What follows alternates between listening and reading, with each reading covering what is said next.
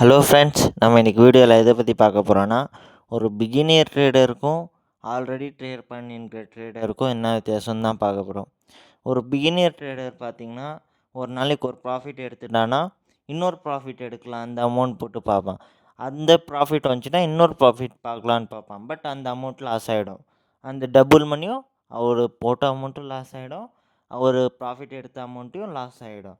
அதே நீங்கள் இப்போ ட்ரேடிங்கில் ஒரு 3-4 இயர்ஸாக ட்ரேட் பண்ணின்னுக்கிறவனை பார்த்தீங்கன்னா, ஒரு நாளைக்கு ஒரு ட்ரேடுன்னு அவன் டைம் செட் பண்ணி வைப்பான். அந்த டைம் தான் நான் ட்ரேடு எடுப்பேன். 1 மினிட் ட்ரேடு, 1 ஹவர் ட்ரேடு, 1 டே ட்ரேட், அந்த மாதிரி ட்ரேடை எடுத்து அவன் சம்பாரிச்சிட்டு போயிடுவான். நீங்கள் ஒரு டைம் ட்ரேடு எடுத்தாலும் அவன் சம்பாரிச்சுப்பான்.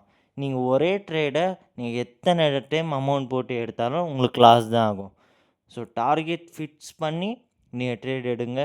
முதல்ல சார்ட்ஸு, கேண்டில்ஸ் எல்லாமே அனலைஸ் பண்ணுங்கள். ப்ராப்பராக அனலைஸ் பண்ணிங்கன்னா நீங்களும் ட்ரேடிங்கில் அமௌண்ட் சம்பாதிக்க முடியும். இந்த மாதிரி டெய்லி யூஸ்ஃபுல் அப்டேட்ஸ், ட்ரேடிங் பற்றி, பிஸ்னஸ் பற்றி அப்டேட்ஸ் வேணும்னா நம்ம சேனலை ஃபாலோ பண்ணிக்கோங்க.